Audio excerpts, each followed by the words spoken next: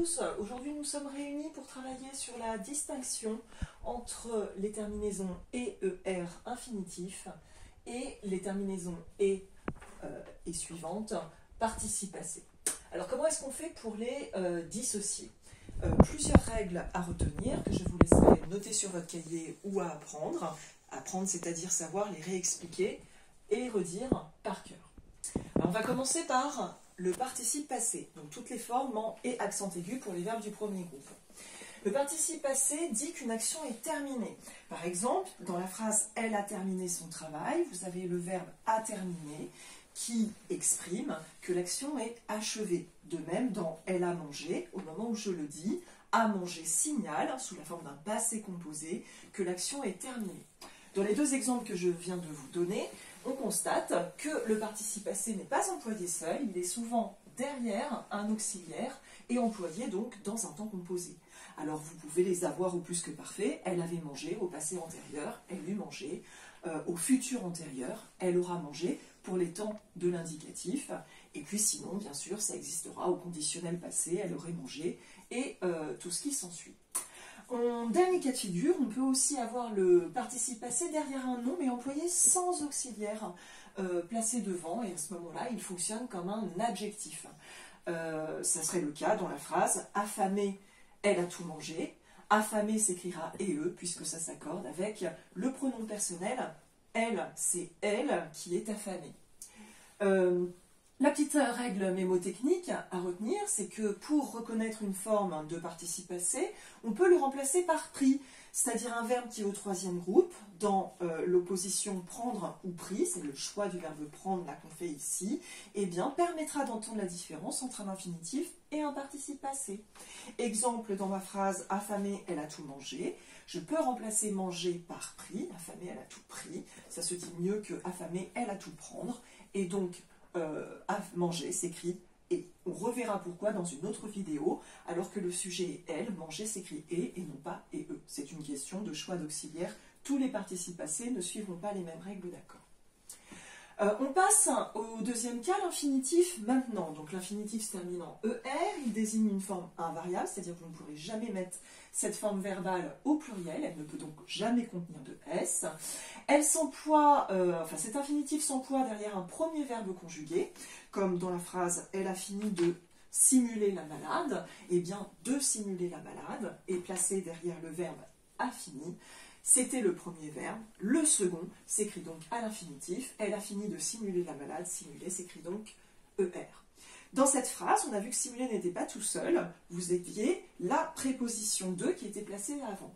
Donc, ça c'est un deuxième critère. Très souvent, l'infinitif est employé derrière une préposition.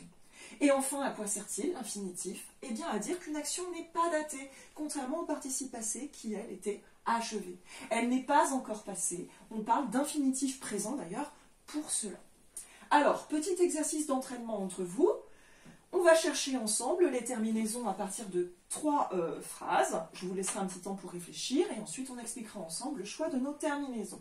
Il est venu pour en parler. Alors, est-ce qu'on va écrire « et » ou « er » S'agit-il d'un participe passé ou d'un infinitif présent? Oui, tu as raison. Ça sera un infinitif. Parler s'écrira donc « er ». Tu as plusieurs raisons. La première, c'est que tu as la préposition « en ». La seconde, c'est que c'est le verbe « de » parler derrière le premier verbe qui était « est venu », un verbe à un temps composé. « Venu » est d'ailleurs un participe passé du troisième groupe. Et puis, je peux remplacer par « il est venu pour en prendre » et non pas pour « en pris » qui se dirait le moins possible. Alors à la phrase 2 maintenant, attention, vous avez deux occurrences. Elle a aimé nager. Attention, regarde bien, j'ai fait des soulignements qui devraient t'aider. Oui, donc aimer, tu as vu. Aimer, participe passé, donc il s'écrira et. Quels étaient les indices? Tu avais l'auxiliaire avoir, ça forme donc un passé composé. Au passage, on repère que aimer c'est et pas e, parce qu'il n'y a jamais d'auxiliaire, il n'y a jamais d'accord du participe passé derrière l'auxiliaire avoir avec le sujet. Et je peux remplacer elle a aimé par elle a pris. Nager, qu'est-ce que tu en penses? Oui, c'est un infinitif, E-R, pour quelle raison? Je peux dire elle a aimé prendre. Je peux constater aussi que nager est le verbe de derrière le verbe inquiété a aimé. Et je n'ai pas de préposition ici.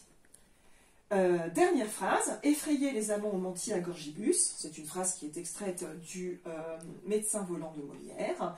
Et on cherche la terminaison de effrayer.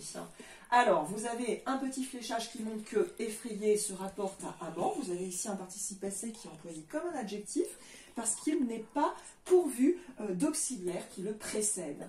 Je peux dire les amants sont effrayés. Effrayés, donc, c'est bien un participe passé qui va s'accorder au masculin pluriel avec les amants, qui est un groupe nominal, masculin pluriel également.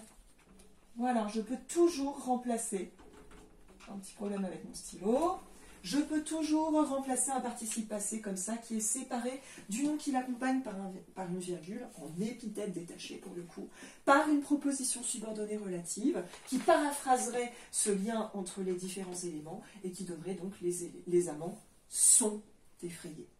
Voilà, j'espère que vous avez compris. Je vous laisse à vos exercices et n'oubliez pas que ce n'était que des révisions. Bonne journée!